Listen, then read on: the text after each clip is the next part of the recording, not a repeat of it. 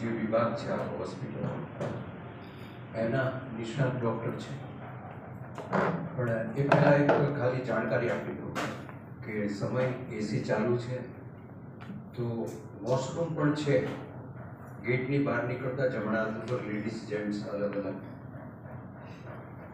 આપણી વચ્ચે ઉપસ્થિત છે doctor Neel Shah.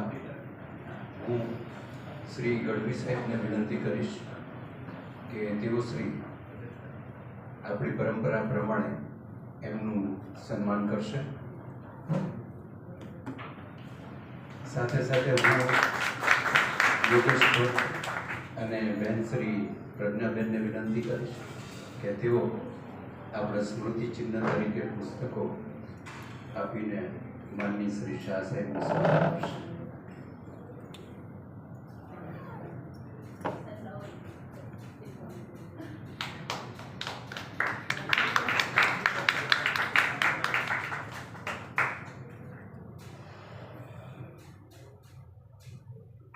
Thank you very much sir. આપને આપની વિશિષ્ટ પ્રકારની ફરજના કારણે થોડું લાગ્યું, પણ અમારા માનનીય અધ્યક્ષશ્રીએ એમના સ્વાગત પ્રવચનમાં આ બધું સમાવિષ્ટ કર્યું છે, પણ સમય ઘણો બધો થઈ ગયો અને 12:45 વાર પાછું એક વિષય આપણે લંચ લેવો છે, તો હું સીધું જ હેન્ડ ઓવર કરું છું. પ્લીઝ. Good afternoon everyone. તો જેમ એમણે પહેલા કીધું કે એસી ચાલુ છે, જેને વોશરૂમ જવું હોય જઈ આવો. આપણે બધું એના ઉપર જ ચાલુ કરીએ કે એમાં ક્યારે એને વધારે જવું પડે છે, શું જવું પડે છે, ક્યારે પ્રોબ્લેમેટિક છે, એના વિશે જ મેઇન વસ્તુની વાત આવશે.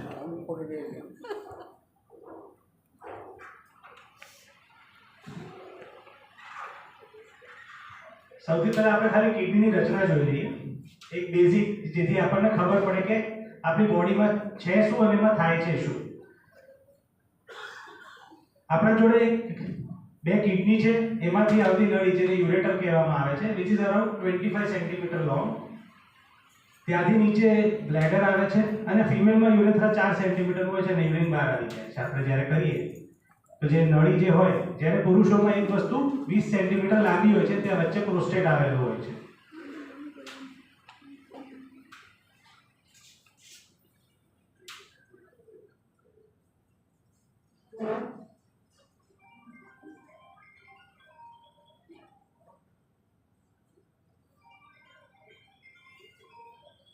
આ કિડની છે, આ ureter, this is the bladder, અને વચ્ચે એક આવે છે પ્રોસ્ટેટ, જે પુરુષોમાં હોય છે. ફિમેલમાં અહીંયાથી લઈને અહીંયા સુધી તો સેમ છે, પણ અહીંયા કોઈ પ્રોસ્ટેટ નથી. આ પુરુષોમાં જે યુરેથ્રા છે, વિચ ઇઝ 20 સેન્ટીમીટર્સ લોંગ. તો આને લગતા જે રોગો છે,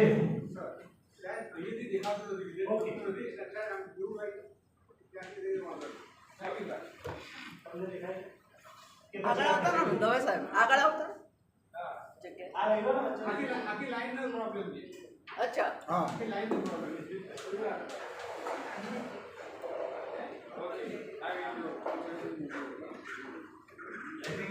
Now okay? So we were here કે આપણે આના રિલેટેડ બધા રોગ અને બધું વાત કરીશું. કિડનીઝ, યુરેટર, બ્લેડર અને પ્રોસ્ટેટ.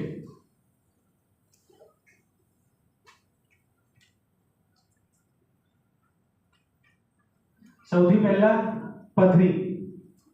આઈ થિંક બધાએ સાંભળ્યું હશે, આમાંથી કેટલાને થઈ હશે, કેટલાએ ટ્રીટમેન્ટ કરાવી હશે અને અવનવી વસ્તુઓ બી સાંભળી હશે.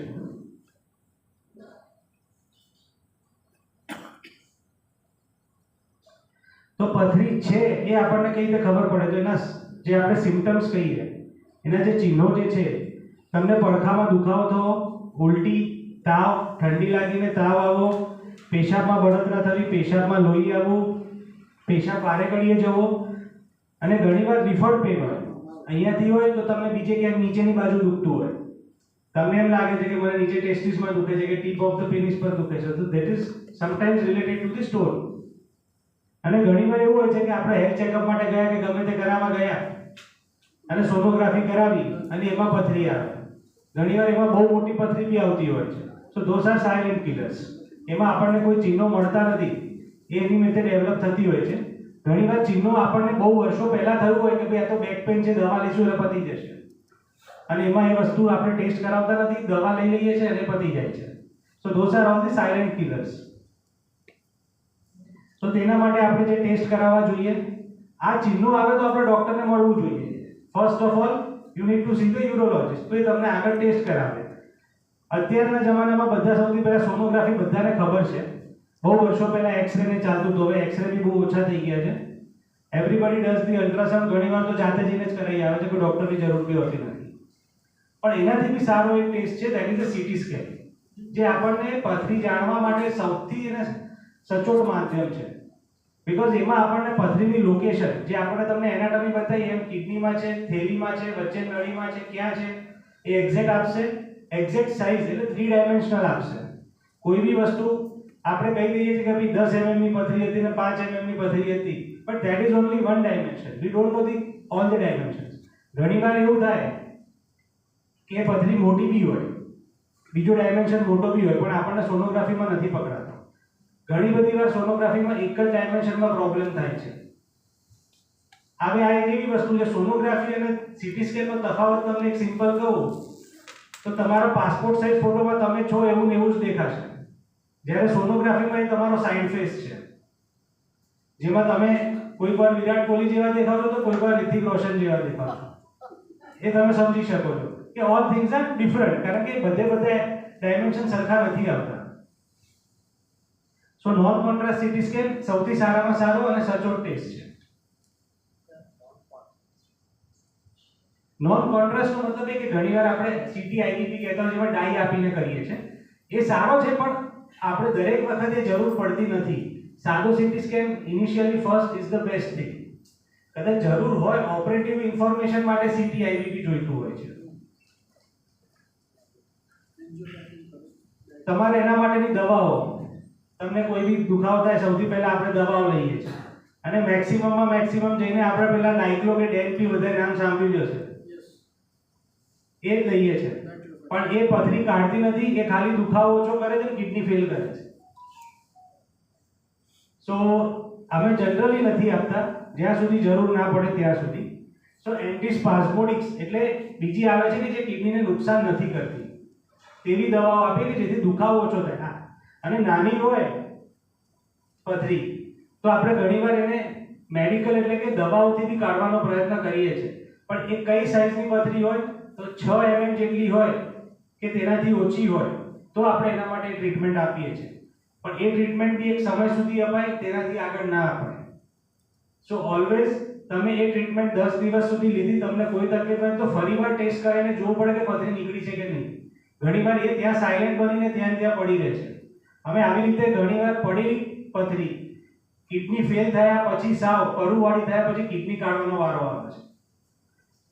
એટલે ફોલોઅપ ઇઝ ઓલસો ઇમ્પોર્ટન્ટ. હવે આમાં કઈ પદ્ધતિથી ઓપરેશન થતા હોય છે?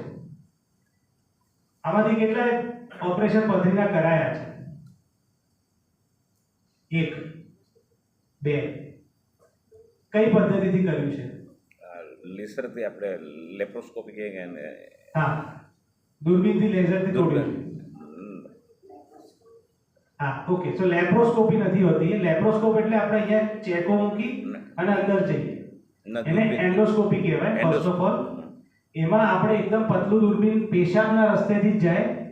એ અંદર તમારું પેશાબની થેલીમાં છે કે નળીમાં છે કે કિડનીમાં છે એ પ્રમાણેના અલગ અલગ દૂરબીન આવે. તે પ્રમાણે અંદર જઈ લેઝરથી આખી એને રેતી કરે અને એને બહાર કાઢે, કા ટુકડા કરીને બહાર કાઢે.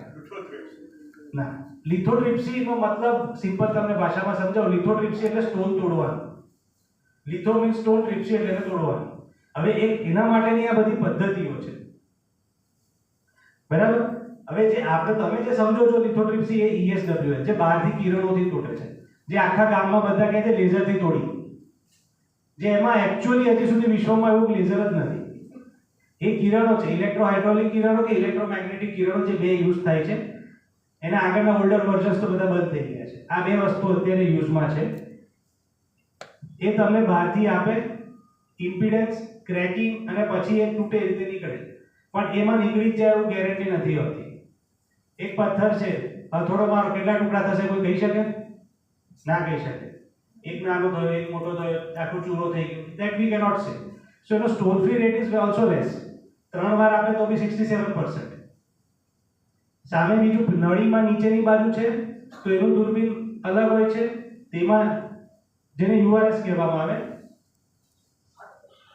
આ રીતે નાખી સ્ટોન આગળ જઈ તોડી અને પછી એને કાઢી લેવામાં આવે છે.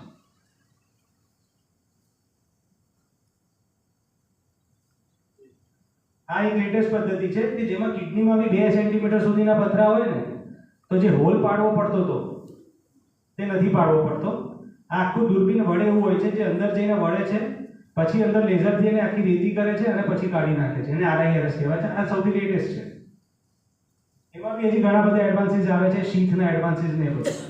અને આ 2 સેન્ટીમીટરથી બી મોટી પથરી હોય તો તેવા માટે જ્યારે આનો બી ઉપયોગ ના થઈ શકતો હોય ત્યારે અહીંયા એક નાનકડું હોલ કરી અને બધી પથરી તોડીને કાઢવામાં આવે છે.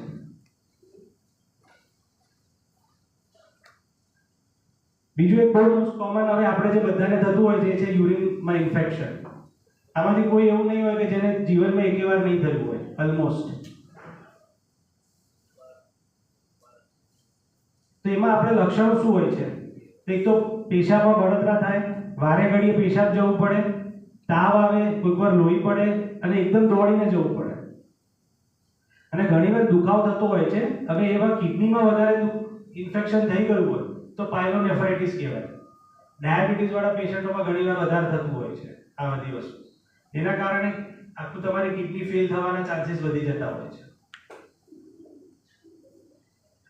ટેસ્ટ તો બધાએ કરાવ્યા જ હશે. યુરિનમાં ટેસ્ટ કરાયા, આ ટેસ્ટ કરાયા, પણ ઘણીવાર જે આપણે સાદા ડોક્ટરો એક વસ્તુ ભૂલી જાય છે, કલ્ચરનો ટેસ્ટ કરાવવાનો. અને એ લોકો પહેલાથી દવા ચાલુ કરી દે છે.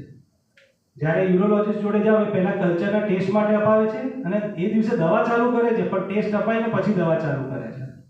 પછી ટેસ્ટનો રિઝલ્ટ આવે તો ત્યારે એને ઓલ્ટર કરે છે. અને તમારા મોસ્ટ ઓફ બાકીના બાર ડોક્ટરો શું કરે છે કે કલ્ચર રિઝલ્ટ ના મળે ને પછી કલ્ચર કરાવે, ત્યારે બધું ઓલ્ટરેશન આવે, આખું કમ્પ્લીટ પિક્ચર જ ઓલ્ટર થઈ જાય. કલ્ચરના ટેસ્ટ પર કોઈ રિઝલ્ટ ના આવે તો પછી કોઈ એન્ટીબાયોટિક ફેરફાર કરવી પડે. કલ્ચરમાં રિઝલ્ટ ના આવે એટલે એનો જો ઓર્ગેનિઝમ છે કે નહીં, એમાં બેક્ટેરિયા પ્રેઝન્ટ હોય તો એના માટેની એને સસેપ્ટિબલ એટલે કે એના પર કઈ દવા અસર કરશે એનું લિસ્ટ આવે. તમને જે ચાલુ કરી છે એ તમે એ ના હોય તો તમારે ઓલ્ટર કરવી પડે. ઘણીવાર એવું થાય છે કે એમાં કોઈ જ આવતું નથી.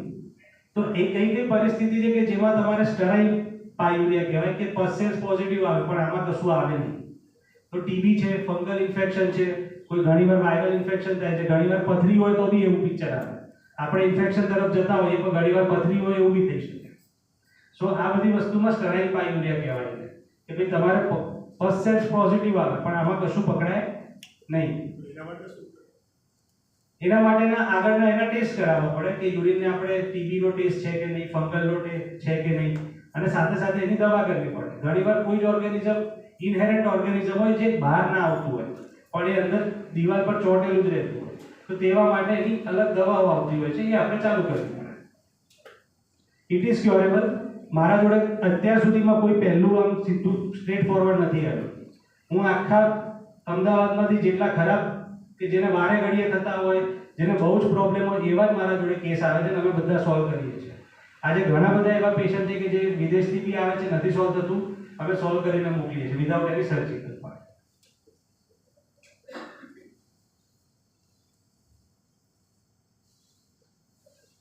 મોસ્ટ ઇમ્પોર્ટન્ટ આપણે જે જાણીએ છીએ કે વારે ઘડી થાય એટલે, પણ વારે ઘડી એટલે કઈ રીતે? તમને 6 મહિનામાં 2 કે 3 વાર થતું હોય કે વર્ષમાં 3 થી વધારે વાર થતું હોય એકની એક જ વસ્તુ, તો એને રિકરન્ટ યુટીઆઈ કહેવાય. આ બહુ કોમ્પ્લેક્સ થઈ જાય ત્યારે તમારે ખાસ યુરોલોજિસ્ટની જરૂર પડે. કદાચ પેલું તો 5 દિવસના કોર્સમાં બધું પતી જાય છે અને ઘણીવાર સારું બી થઈ જાય છે અને પાછો ઉથલો બી મારે છે, because we have not done the proper test for that.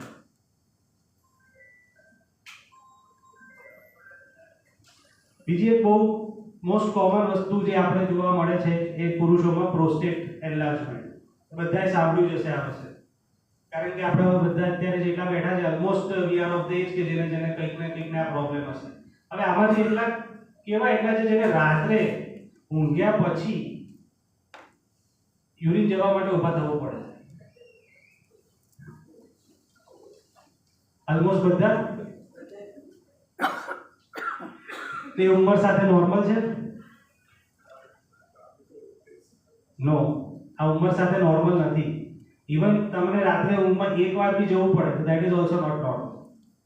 As per the definition from the books it is not normal કે તમને આ વિષયનો આનો રોગ હોઈ શકે.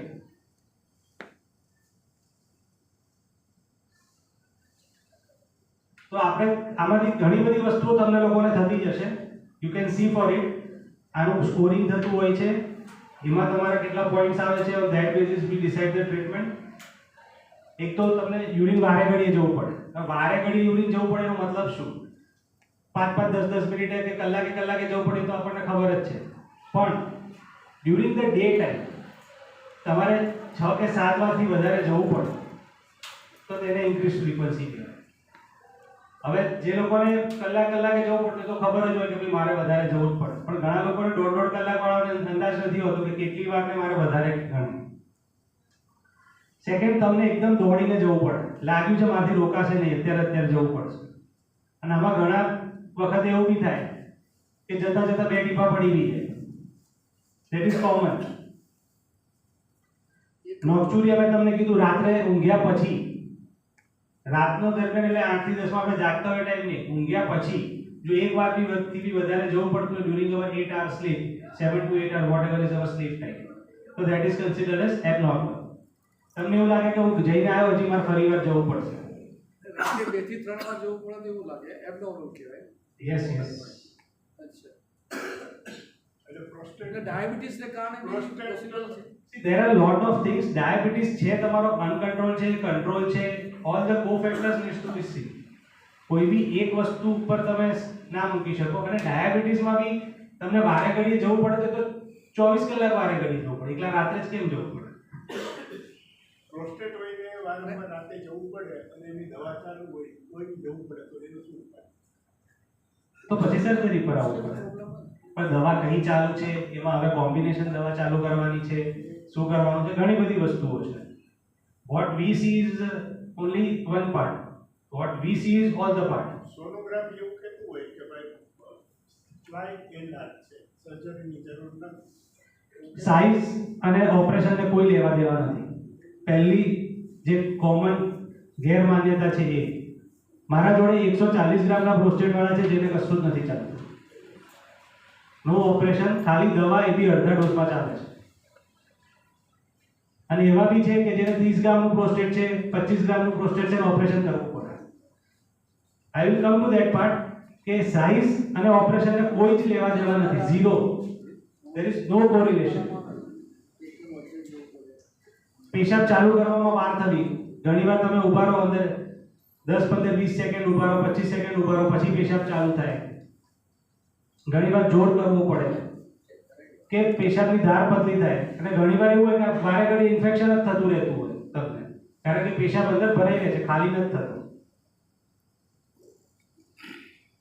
આ રીતે એક સ્કોરિંગ આવે એનું, એના પ્રમાણે તમારી સિવિયરિટી નક્કી થાય. દવા ચાલુ કરીએ પછી કેટલો ઇમ્પ્રુવમેન્ટ છે, on that basis we take all the decision. એક PSA નો ટેસ્ટ, બાકી બધું તો આપણે રૂટીન બધા કરાવતા હોય, PSA નો ટેસ્ટ બહુ ઇમ્પોર્ટન્ટ છે આમાં. કે PSA આમાં એવા કેટલા છે કે જે દર વર્ષે કરાવે છે. સો PSA શેના માટે છે? સાદું પ્રોસ્ટેટ વધે તો બી PSA નોર્મલ રહે, પણ PSA આપણને ઇન્ડિકેશન આપે કે ત્યાં ઇન્ફેક્શન છે કે કેન્સરનું છે કે નહીં. So for early diagnosis of cancer of the prostate PSA is important. એટલે આઈડિયલી 50 વર્ષની ઉંમર પછી દરેક પુરુષે આ ટેસ્ટ દર વર્ષે કરાવવો જોઈએ. એ લોહીનો એક સિમ્પલ ટેસ્ટ છે, 2 કલાકમાં રિઝલ્ટ આવી જાય છે, બીજું કોઈ એમાં કંઈ બહુ મોટી વસ્તુ નથી. હવે PSA જે છે એ કઈ કન્ડિશનમાં આપણે વહેલું કરાવવું જોઈએ? તો ભાઈ ઘરે કોઈને પ્રોસ્ટેટ કેન્સર છે તો એમના દીકરા કે જે કોઈ બી છે આગળ વધશે, એને 40 વર્ષની ઉંમરથી એ વસ્તુની ટેસ્ટ કરાવવો જોઈએ. કારણ કે early detection, early staging, proper treatment તો બહુ લાંબુ તમને સારું જીવન મળે છે. બીજું એક આપણે નથી કરાવતા, એક છે યુરોફ્લોમેટ્રી, ધારની તપાસ, પેશાબના ધારની તપાસ આપણને એમ લાગે કે નોર્મલ છે. એક એવી વસ્તુ છે કે આપણને એ વસ્તુ ગ્રેજ્યુઅલી ઓછી થઈ છે. એ ધાર જે છે આપણી ગ્રેજ્યુઅલી ઓછી થઈ. આપણા મતે એ નોર્મલ છે, પણ આપણે પતલા થાય કે જાડા થાય જે આપણને 6 મહિને મળે ને એ જ કહી શકે.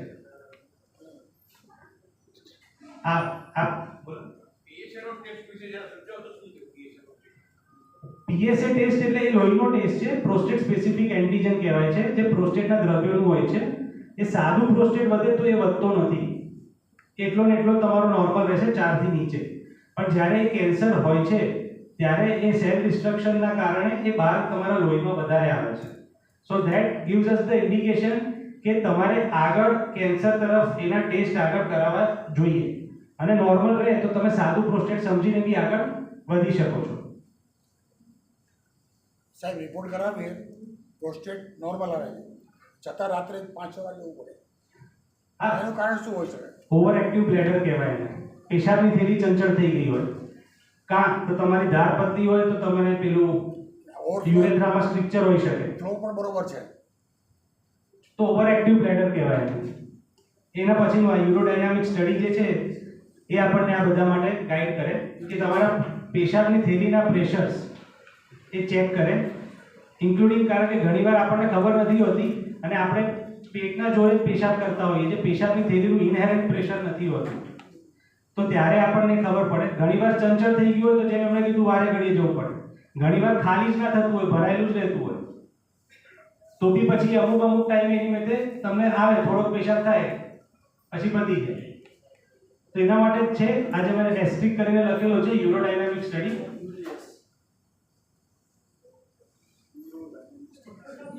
जो PSA तो 60+ वालों के लिए कितना value?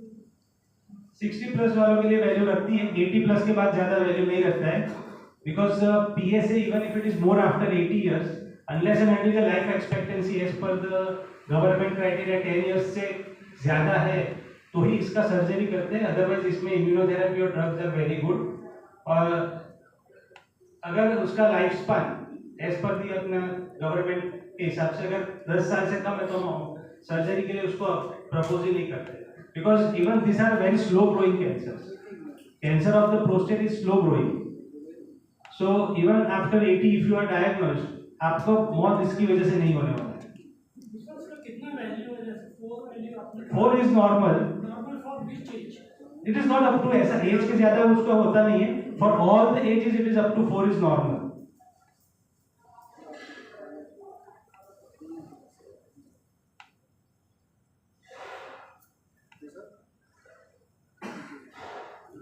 Treatment, single drug, there are other drugs which can be added combination, અને હવે તો third drugs B they are adding up. આ બધાથી ના થતું હોય ત્યારે પેશન્ટને આપણે સર્જરી માટે પોસ્ટ કરતા હોઈએ છીએ. કયા ક્રાઇટેરિયામાં આપણે ઓપરેશન કરતા હોઈએ છીએ? આ સર્જરીના ક્રાઇટેરિયા કહું છું, એમાં ક્યાંય સાઇઝ મેન્શન નથી. તમને વારે ઘડીએ ઇન્ફેક્શન થાય છે, પેશાબ ખાલી નથી થતો, પેશાબ સ્ટેગ્નેશનના કારણે ઇન્ફેક્શન થાય છે કે ત્યાં પથરી બને છે, કે તમારી કિડનીને પર અસર કરે છે, બેક પ્રેશર ચેન્જીસ થાય, નળ બંધ હોય અને પાણી ભર્યા કરે તો ટાંકી ફાટે. સિમ્પલ વસ્તુ છે, બરાબર. તો એ આપણી કિડનીને અસર કરે છે કે આપણને વારે ઘડીએ પેશાબ અટકી જાય છે, અડધી રાત્રે દોડવું પડે છે, નળીને કંઈ કઢાઈ નાખો પછી પાછું જવું પડે બીજી વાર, તો રિફ્રેક્ટરી કહેવાય. એટલે કે 2-3 વાર વધારે જવું પડતું હોય કે ભાઈ નળી ખાલી નથી થતું તો આપણે કરવું પડે. અને લાસ્ટ કે ભાઈ આપણને દવાથી કોઈ અસર જ નથી થઈ રહી, આપણી ક્વોલિટી ઓફ લાઈફ હેમ્પર થાય છે. So the most important part here is the quality of life. આમાં બી તમે જોજો કે છેલ્લે એક છે quality of life due to the urinary symptoms. એ બી એક પૂછવામાં આવે છે, because that is what it matters. તમને રાત્રે ઉઠવું જ પડતું હોય, તમે 3-4 વાર 5 વાર 6 વાર ઉઠો છો, વારે ઘડી ઉઠો, તમારી ઊંઘ જ પૂરી નથી થતી, તમે દિવસે સૂતા કરશો, તમને ફ્રેશ ફીલ નહીં થાય, અને એ that will all again lead to your cardiac issues ને આ તેને બધું જ ચાલુ થશે. Body if it is not fine તમને બધા ઇશ્યુઝ ચાલુ થશે જ. there are surgical options ઘણા બધા આવી ગયા છે, હવે નવા બી આવી ગયા છે. All of them are now minimally invasive. Open surgery તો લગભગ ભાગ્યે જ, એટલે મેં લગભગ 5 વર્ષમાં નથી કરી એમ કહું તો ચાલે. So there are multiple options available. એક તો આપણું જે ગોલ્ડ સ્ટાન્ડર્ડ બધાએ સાંભળ્યું હશે, TURP લેઝરથી પ્રોસ્ટેટનું ઓપરેશન કરે છે, એ તો છે જ. That is also one of the minimally invasive. પણ એના કરતાં બી ઓછા મિનિમલી ઇન્વેસિવ એ કે સવારે આવો, એનેસ્થેશિયા વગર ઓપરેશન થાય, ઘરે જતા રહો. But you need to fit into that criteria. So those are most common which we are using is UroLift and Rezum. UroLift એક ઇમ્પ્લાન્ટ છે જે પ્રોસ્ટેટને દબાઈ દે છે. આ રીતે ઉપર બતાવ્યું છે, આ દબાઈ દે છે એટલે રસ્તો પહોળો થઈ જાય છે. આ પેશાબની થેલી છે, આ વચ્ચે પ્રોસ્ટેટનો રસ્તો છે. Okay, so it increases the પડદો ખસેડીને બાંધી દઈએ ને એ રીતે. અને બીજું એક આ છે રિઝ્યુમ, જે વોટર વેપર થેરાપી છે, US બેઝડ FDA અપ્રૂવ્ડ. એને રિઝ્યુમ કહેવાય છે. એમાં વરાળ અંદર નાખવામાં આવે છે, 10 દિવસ કેથેટર રાખવામાં આવે અને તમે પછી કાઢો. 3 મહિનામાં તમને over the period of time you feel very good. બધાના ઇન્સ્ટન્ટ રિઝલ્ટ છે યુરોલિફ્ટ એમાં તો. પછી એકદમ નાના પ્રોસ્ટેટ હોય તો IT નીડ આવે છે કે તમે ઇમ્પ્લાન્ટ મૂકી રાખો, 7 દિવસ પછી ઇમ્પ્લાન્ટ કાઢી નાખો, એટલું નેક્રોસ થઈ જાય પાર્ટ અને તમારો ફ્લો વધી જતો હોય છે. હવે પ્રોસ્ટેટિક આર્ટરી એમ્બોલાઇઝેશન અત્યારે ચાલ્યું છે, but it is not that acceptable part, કારણ કે આ કર્યા પછી બી પાછું વધી તો જાય જ છે એકદમ જ, અને પછી અમારે બીજું કરવું પડે છે. આપની દ્રષ્ટિએ which is advisable out of this? If you fit in the criteria, I will say resume is better. If કારણ કે એજ પ્રમાણે આપ તમારે જો UroLift is basically this both UroLift and resume are sexual preserving drugs. કારણ કે TURP જે most common આપણે કરીએ છીએ, ધીસ ઇઝ મોસ્ટ કોમન, 95% કેસીસમાં એ જ થાય છે. એમાં તમારું ઇજેક્યુલેશન પ્રિઝર્વ નથી થતું અને ઘણીવાર ઇરેક્ટાઇલ ડિસફંક્શનનો ચાન્સ હોય છે. આ બે વસ્તુમાં એ પ્રિઝર્વ થતું હોય છે. So this things can be done. હા, પણ હવે એ જ છે આપણો, એ કોઈ ક્રાઇટેરિયા નથી. અને તો that TURP is always the best one. But out of these two, I will suggest resume is better than urolift. Urolift for very young patients, it is advisable. કેવળ ઘણીવાર અત્યારે તો બધા 40 વર્ષમાં બી થતું હોય છે, જેમ દવાઓથી મેનેજ નથી થતું. But older age, I will always suggest કે તમે either resume because of any cardiac condition સાથે હોય છે, તો એમાં resume will be a better option. બાકી આપણી જે ગોલ્ડ સ્ટાન્ડર્ડ જે છે TURP કે હોલેપ જે કરીએ છીએ, that is also equally good. અને કાર્ડિયાક કેસીસમાં બી કરતા હોય છે, not harmful, but to be more safer, the resume will be a better option. રિસ્યુમમાં શું કરવાનું? રિઝ્યુમમાં અમે એક એનો સ્પેશિયલ દૂરબીન આવે છે. દૂરબીન હોય એનું એક સ્પેશિયલ ડિવાઇસ આવે, that device will insert અને તમે at specific angle will insert water vapor. એનું જે વોટર વેપરનું બી એક આખું અલગ મશીન આવે છે, જે આપણે રૂટીન વરાળ જેવું ના આવે. એક આખું એનું મશીન આવે, with that machine itself cost nearly 1 crore rupees. એનાથી અમે એ અંદર ઇન્સર્ટ કરીએ તમારી પ્રોસ્ટેટની લેન્થ જોઈને કે કેટલી છે, કેટલી સાઇઝ છે. All this are for 30 to 70-80 grams of prostate. હવે મોટી જોઈએ તો પછી બીજું જ કરવું પડે. For that we insert it અને એને લેવલ પર ઇન્સર્ટ કરી 5 મિનિટમાં કામ પતી જાય, કેથેટર મૂકી તમે બહાર. That's the simple procedure. આ બધી પ્રોસિજર દૂરબીનથી થાય છે, એન્ડોસ્કોપી 10 days. હા, ના બેગ ના રાખો તો બી હવે તો કેથેટર સ્ટોપ આવી ગયા છે. બેગ નહીં રાખવાની, એના બંધ કરી દેવાનું. તમને જ્યારે જવું હોય ત્યારે તમે ઓપન કરીને જઈ શકો. Four it to take effect it will take that much time. જ્યારે આપણે પ્રોસ્ટેટનું સાદું જે TURP કરીએ એમાં બી 5 દિવસ તો રાખીએ છીએ.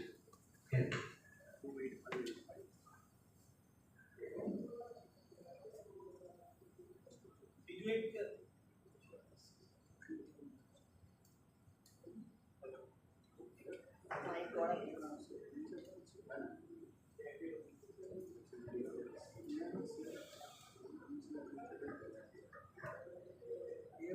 am I audible?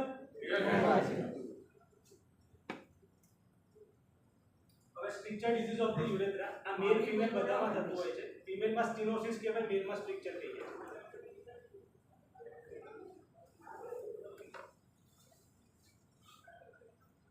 આ પ્રોસ્ટેટની વાત થઈ ગઈ. હવે આ જે યુરેથ્રા છે એમાં અહીંયા ગમે ત્યાં પાછું સાંકડું થઈ શકે. Reasons being anything. તમે કોઈકવાર ખાલી કેથેટર કરાવ્યું, બીજા કોઈ કારણસર, કાં તો તમારી શરીરની પ્રકૃતિ એવી છે કે તમને કંઈ બી વાગે છે તો એ વધારે સંકોચાય છે, ઘણી વાર એવી રીતે સંકોચાતું હોય છે, આપણને ખબર નથી હોતી. નાની પથરી પાસ થઈ, આપણને ખબર નથી, ઘસારો સેટ બી થયો. હવે એ બોડીનો નિયમ છે, કોઈ બી વસ્તુ હીલિંગ આવે ને તો સંકોચે. આપણને વાગે તો અહીંયા છેલ્લે હીલ એટલે સફેદ હીલિંગ જ નથી, બધાય જોયું હશે. ક્યાંક ને ક્યાંક તો ઘસાઈ જાય અત્યારે કે નાનપણમાં ગમે ત્યાં. સો એ આપણા બોડીની એક એવી પદ્ધતિ છે કે જેમાં આપણે હીલિંગ બાય ફાઇબ્રોસિસ થાય ને સંકોચાય.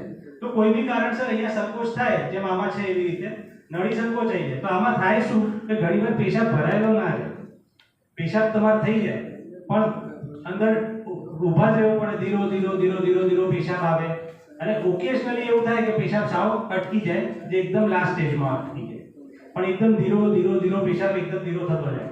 આપણે ઘણીવાર વિચારીએ કે પ્રોસ્ટેટની દવાથી કેમ સારું નથી થતું, પણ આ જોતા નથી. તો જ્યારે આપણે યુરોફ્લોમેટ્રી ધારની તપાસ કરીને એના કર્વ્સ જે છે એના આધાર પર આપણને ખબર પડે કે આ વસ્તુ સાથે છે કે નથી. So we go back to that. હું તમને ખાલી બતાડી દઉં કે કર્વ્સ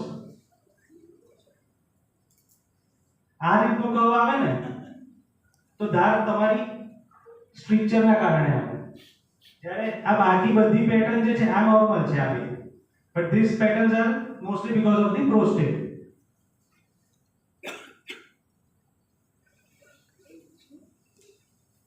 ધાર પતલી થવી, ઘણીવાર ટીપા ટીપા પેશાબ આવવા, પ્રોલોંગ વર્ટિંગ એટલે ઘણીવાર લાંબા ટાઈમ સુધી આપણે 10-15 મિનિટ સુધી પેશાબ કરતા જ રહેતા હોઈએ. વારે ઘડી ઇન્ફેક્શન થવા કે ઘણીવાર રિટેન્શન થઈ જાય કે અટકી જાય પેશાબ. રૂટીન ટેસ્ટ આમાં એક જે આ ટેસ્ટ જે આપણે આગળ કર્યો આને કહેવાય RGU ટેસ્ટ. એટલે આપણે પેશાબની નળીમાં ડાઈ નાખી અને તે ટાઈમે એક્સરે લઈએ, જે આપણને ઇન્ડિકેટ કરે કે ભાઈ આ અંદર સુધી જાય છે નથી જતું અને ક્યાંય વચ્ચે સ્ટ્રક્ચર છે કે નહીં. આ નોર્મલ પાર્ટ છે. This is structure. Simple procedure ઘણી બધી વાર હોય છે, નાનું સ્ટ્રક્ચર હોય છે તે આપણે દૂરબીન નાખી એને એક કટ મૂકી લેઝરથી કે નાઇફથી and it heals on its own. બહુ મોટા હોય તો આપણે અહીંયાથી ચામડી કે મોબાઈલ પેચ આવે છે, પેરિકાર્ડિયલ પેચ, એનાથી આપણે યુરેથ્રોપ્લાસ્ટી એટલે એટલો ભાગ ઉપર એને પેચ કરી અને એને આપણે નવી જેવી બનાવતા હોઈએ છીએ. So this are the things most common. હજી ઘણી બધી વસ્તુ હોય છે પણ કવર થઈ શકે નહીં ડ્યુરિંગ ધ સિંગલ લેક્ચર. એટલે આમાંથી ઘણા બધાને એવી પ્રોબ્લેમ હશે, જેમ ફિમેલમાં છે કે હું ખાંસી છીંક કહું છું ત્યારે મારા પેશાબ લીક થાય છે. એવું ઘણી બધી વસ્તુઓ છે જેના વિશેનું આખું અલગ સાયન્સ છે, એ આખું અલગ વસ્તુ છે. જે બહુ મોસ્ટ કોમન મિથ અને ફેક્ટ આઈ થિંક બધાએ સાંભળી જ હશે. આમાં વોટ્સએપ યુનિવર્સિટીની બી જરૂર નથી, નેબરહુડ યુનિવર્સિટી જ કાફી છે. બિયર પીવાથી પથરી જતી રહે છે.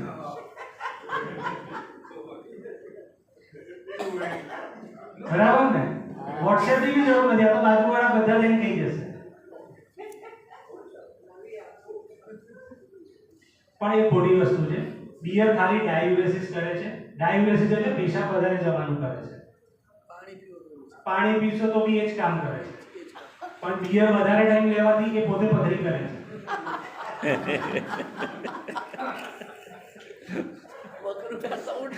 જવનું પાણી સાહેબે કીધું જવારાનું પાણી પીવા, પણ 5 લીટર પીવે તો એ ફાયદો નથી થતો. એ ખાલી એમના કેન્સર માટે ઇઝ હેલ્ધી ફોર હેલ્થ, પણ પથરી માટે એનો કોઈ જ રોલ નથી.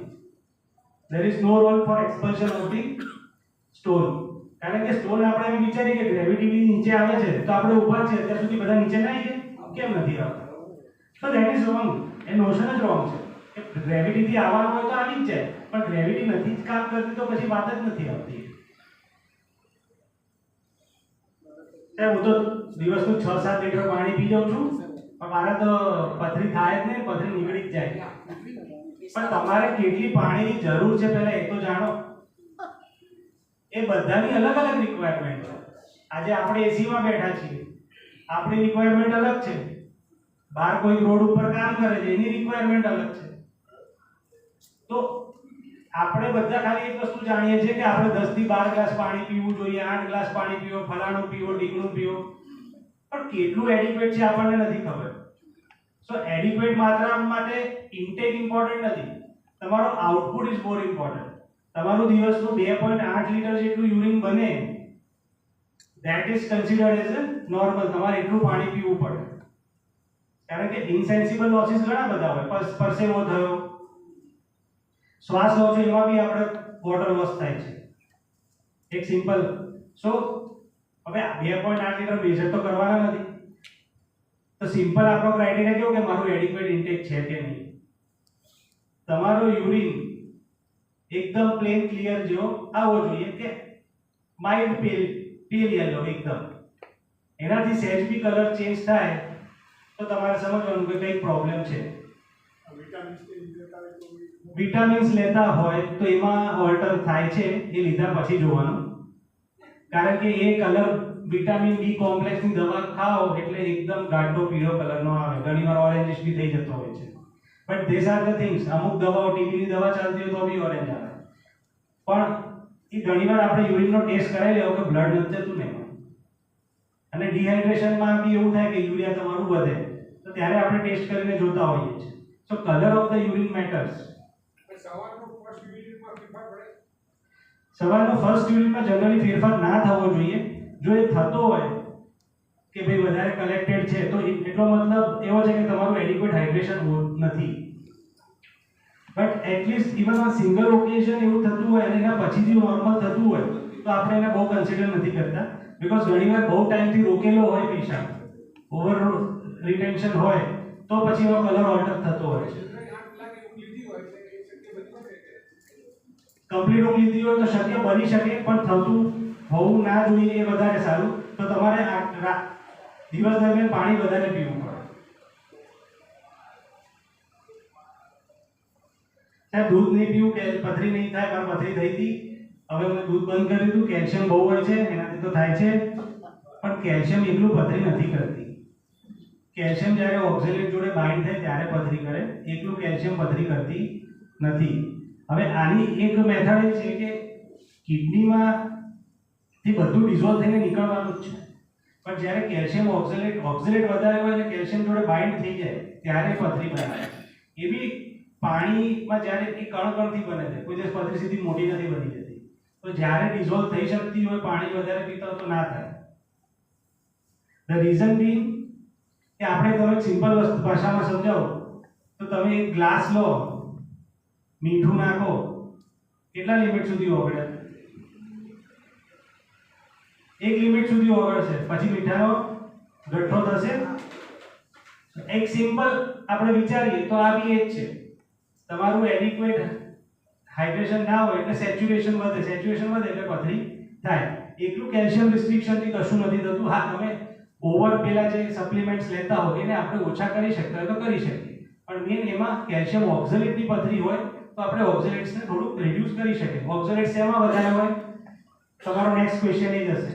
ડ્રાયફ્રૂટ, પાલક એટલે બધી ભાજીમાં, બીજવાળી વસ્તુ જેમ ટામેટા, કોબી, એ બધી વસ્તુમાં, ચોકલેટ્સમાં, અને આ બધા જે પેકેટ ફૂડ આવે છે એમાં, ઇન્ક્લુડિંગ ધ કેન, પેલું કોકા કોલા લીધી કે જે કંઈ લીધી. પથરી ઓગળી જશે. બજારમાં એવી દવાઓ આવી ગઈ છે જે પથરી ઓગળી જ જશે, નથી ઓગળતી. ખાલી યુરિક એસિડની હોય, પણ તમને ખબર તો હોવી જોઈએ કે યુરિક એસિડની પથરી છે. એ તો બહાર આવશે, ટેસ્ટ કરાવશો ત્યારે ખબર પડશે ને. યુરિક એસિડની હોય તો અમુક દવા છે કે જે ઓગાળતી નથી પણ એને બનાવતા બી અટકાવે છે. But for that only uric acid specific હોય તો to some extent it helps. બાકી એવી કોઈ મેડિકેશન નથી એલોપેથીમાં, નથી આયુર્વેદિકમાં, નથી હોમિયોપેથીમાં. જેમ કીધું લિથોટ્રિપ્સી બધી પથરીઓ થાય, બધી પથરીઓ તૂટી જ જાય એવું નથી હોતું. 10 mm ની કિડનીમાં કે ઉપર રહેલી અને ઓછી કઠણ, એટલે જે હાર્મફુલ યુનિટ આપણે સીટી સ્કેનમાં મેં કીધું કેટલી કઠણ છે પહેલા જ, એ ઓછી હોય, 1000 જેટલી હોય તો જ એ તૂટી શકે છે. એનાથી વધારે હોય તો આનો બહુ રોલ આવતો નથી. મોટી સર્જરી છે, મોટો પથરો છે એટલે ચેકો મૂકીને કરવું પડશે, એ બી ખોટું છે. દૂરબીનથી બધું જ થાય છે અત્યારે. અને એક બહુ કોમન વસ્તુ કે ભાઈ પથરી સાઈડમાં ફરીવાર કેમ થઈ, ડોક્ટરની ગોચી પકડેલો હતો, ફરીવાર કેમ થઈ? એટલે અમે પહેલા એકવાર થાય ને કહી દઈએ છીએ એ એકવાર થાય ને ફરી વાર થાય છે. વન્સ એ સ્ટોન ફોર્મર ઓલવેઝ એ સ્ટોન ફોર્મર એવું અમે કહી રાખીએ છીએ. પણ એટલીસ્ટ 40% લોકોને ફરીવાર બનતી હોય છે. તો સમ એક્સટેન્ટ નાની મોટી હોય નીકળી જતી હોય તમે બી સજાગ થઈ ગયા હો તો વાંધો નથી આવતો. વારે ઘડી પેશાબ જવું મારે તો ઉંમર થઈ ગઈ છે નોર્મલ છે. પહેલો જ સવાલ જે મેં કર્યો હતો ધેટ ઇઝ રોંગ. ખાંસી કરું છું હસું છું ત્યારે પેશાબ લીક થાય છે તો ઉંમર સાથે થાય. સ્ત્રીઓમાં ખાસ, પુરુષોમાં બી ઘણી વાર થતું હોય છે પણ સ્ત્રીઓને તો ખાસ આ વસ્તુ કે નોર્મલ ના તમારા મસલ ત્યાંના વીક છે. ઉંમર સાથે ધાર ઓછી થવી એ તો નોર્મલ છે. એ બી મોટી વસ્તુ ધાર સતત સરખી છે. મારા ઘણા બધા સાથીઓને આ પ્રોબ્લેમ છે એટલે મને બી છે ચાલશે. આપણે ડોક્ટર પહેલા તો આપણે સવારે લાસ્ટ ક્લબ આપણું જે ગાર્ડન ગ્રુપ હોય એમાં ડિસ્કસ કરીએ. એકવાર પેશાબમાં લોહી આવ્યું તો ચાલે, હવે તો આવ્યું, હવે એકવાર આવી ગયો, હવે શું કરવું? ના, ધેટ ઇઝ ધ ઇન્ડિકેશન કે અંદર બીજું કોઈ કેન્સર કે પથરી કંઈ છે નહીં. તમારે ટેસ્ટ કરાવવો જોઈએ.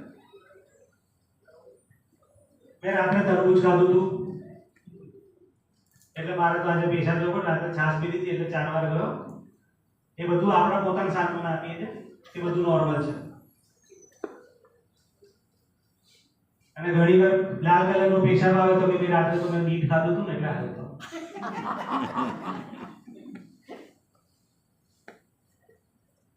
પ્રોસ્ટેટ મોડું જેને કેન્સર જ છે. માં તો પેલા એમબીબીએસ આપણે ડોક્ટર જેને ટેકન બતાવ્યું છે કે ભાઈ ત્યાં આગળ નજીકમાં આપણા ફેમિલી ડોક્ટરને બતાવ્યું મોટું કેન્સર જો ઓપરેશન કરેલું ને તો કેન્સર છે એવું કંઈ નથી. તમે સાદા પ્રોસ્ટેટનું ઓપરેશન કરાવો તો એ કેન્સર પ્રોસ્ટેટનું રિસ્ક એટલું જ રહે છે કારણ કે બંનેના ઝોન અલગ છે. એક આટલી જ નાની વસ્તુમાં બંને વસ્તુ અલગ છે, બંનેની ટ્રીટમેન્ટ અલગ છે. કમ્પ્લીટલી બે વચ્ચે કોઈ રિલેશન નથી એમ કહો તો ચાલે. પ્રોસ્ટેટ માટે ખાલી સર્જરી જ કરાવવી પડે એવું નથી. દવાઓ બી હવે ઘણી બધી આવી ગઈ છે જેનાથી સારું રહેતું હોય છે પણ એ લાંબો ટાઈમ લાઈફ લોંગ લેવી પડે. બહુ આડઅસર થતી નથી હોતી પણ આપણે શું કે ભાઈ 10 દિવસ સુધી સારું થઈ ગયું એટલે બંધ કરી દીધી. પણ ડાયાબિટીસ ને બીપી વાળા કોઈ પૂછતું નથી. એકવાર ડોક્ટર લખીને ભાઈ ભલે બતાવવાના જો 2 વર્ષ સુધી પણ ચાલુ રાખો. આ બધી બંધ કરી દો છો. ત્યાં કોઈ નહીં પૂછતું કે આડઅસર થશે કે નહીં. અહીંયા બધા જ પૂછે આડઅસર થશે કે નહીં. So that is wrong.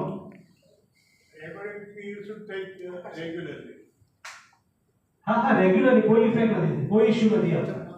અમુક વાર એ પછી રેઝિસ્ટન્ટ થાય ત્યારે જ સર્જરીનો પ્લાન આવે. We don't give.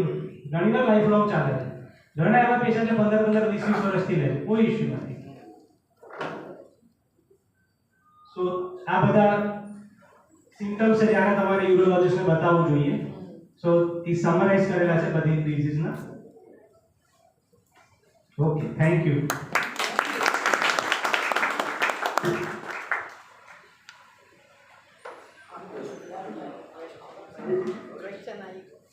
હેલો માત્ર 1-2 મિનિટ જ લઈશો. તમે બધા ભૂખ્યા થયા હશો, લંચ તૈયાર છે એટલે એ ન કરતા એમ આ